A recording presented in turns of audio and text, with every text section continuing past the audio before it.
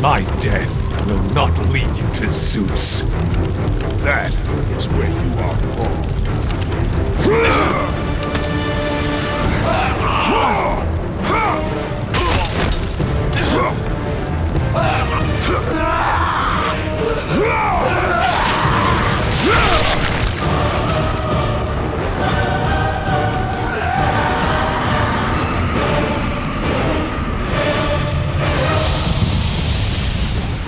Kratos is one hard-headed badass. After his father Zeus momentarily killed him at the beginning of God of War 2, he has been hell-bent on returning the favor. But making your way to the King of the Gods has proven to be a really difficult task. Lesser gods and tons of mythical beasts will stand between you and your ultimate target, making you drain gallons of gushing blood before you finally meet your all-powerful nemesis. The conclusion of this epic trilogy is jam-packed with the brutal combat and jaw-dropping sense of scale the series has been known for, creating an awesome ending for everyone's favorite man god. Mount Olympus, born from the depths of the underworld. God of War 3 begins immediately after the events of its predecessor.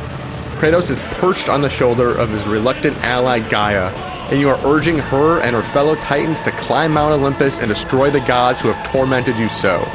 It's an amazing setup for the epic adventure that lies in front of you, reintroducing you to this ancient world in stunning fashion. The sense of scale is absolutely ridiculous. The camera zooms way out to give you a view of the entire proceedings, letting you fully take in the towering mountain and the colossal beings climbing up it. And then, in a flash, the camera zooms to Kratos, and you stave off waves of enemies in bloody fashion. During this entire sequence, you are perched on the body of a living being, and the ground sways and moves realistically as you desperately try to hang on for dear life, all while swinging your sword. It's an incredible effect and one of the highlights of this superb game.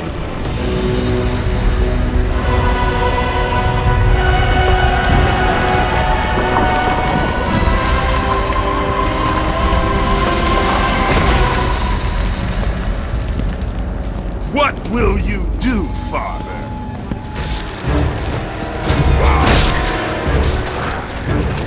God of War 3 is one of the most violent games around. The series has been full of the ruthless attacks that make Kratos such an endearing hero, but the technical wizardry of this latest version makes everything seem that much more real and that much more nauseating. When you gut a rampaging centaur, his entrails spill on the ground, coiling sloppily under his fallen carcass. Plucking the eye out of a towering cyclops is just as grotesque. You can actually see the optic nerve snap when you finally pry it loose. These stunning death sequences are some of the most satisfying moments in the game, giving you a thrilling way to finish your unrelenting enemies. It would have been nice if different weapons had different death sequences though. Instead, every enemy has just one death scene. It's still a bit repetitive, but it's still a lot of fun to disembowel your foes. You have acquired the claws of Hades, Kratos. With them, some... Of course, you aren't going to get to the disemboweling bits until you weaken your enemies first in standard combat. This is the main focus in God of War 3, and though it hasn't changed significantly from previous games in the franchise, it's easily the most refined and fun. A couple new moves add a bit of variety into the mix. You can now pick up an enemy and carry him around like a battering ram, which is an awesome tactic when you're surrounded by a group of teeming undead. You can also latch on enemies far away and pull yourself toward them with a shoulder charge, which is a satisfying way to enter the fray.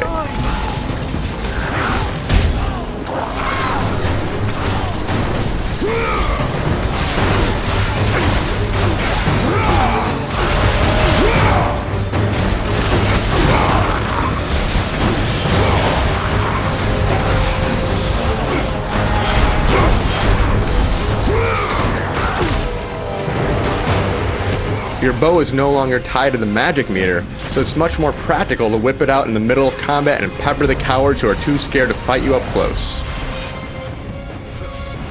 The bosses are also devastatingly brutal. They are merciless and relentless, forcing you to continually dodge their attacks or you'll end up writhing on the ground. When you do enough damage, a quick time event pops up, and this gives you a chance to dole out some ridiculous punishment, turning the fight to your favor. And when you hack and slash them enough, you can finish them off in horrific and awesome ways.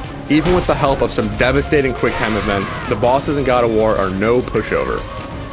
You will need patience and execution to defeat them, which makes the demise all the more satisfying. The boss fights in God of War take a huge variety of forms, and they are always a blast.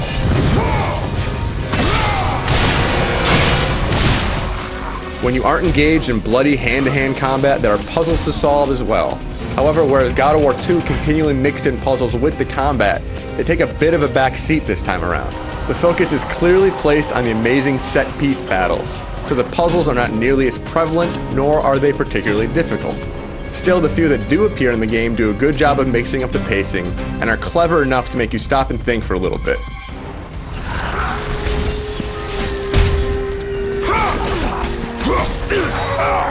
This world is beautifully brought to life by some of the finest visuals yet seen on the system. This is an absolutely stunning game. The epic scale immediately leaps off the screen, but it's a meticulous attention to detail that really pushes us over the top. Kratos has a bevy of intricate animations, making all of his actions seem incredibly lifelike. While wrangling a wild Cerberus, you can see Kratos' arms clench and legs flex as he desperately tries to keep his balance. The monsters have the same attention to detail, making it a joy to slice them in half while they spill buckets of blood. And everything has been brought to life with a fine artistic touch.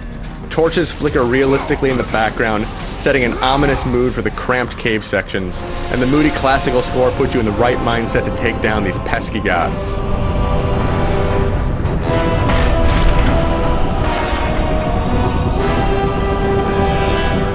God of War 3 does not veer far from its superb predecessor, but the lack of innovation is offset by fantastic execution.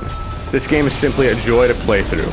Every battle, every over-the-top set piece, and every boss fight is honed to near perfection, ensuring that there's never a dull moment during your epic journey. It's not quite as varied as God of War 2, but puzzles do a good job of mixing up the pacing nonetheless.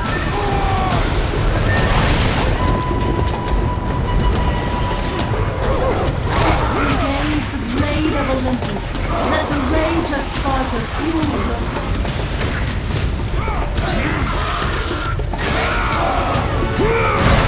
This is an awesome game that should delight and excite players all the way through to the thrilling conclusion.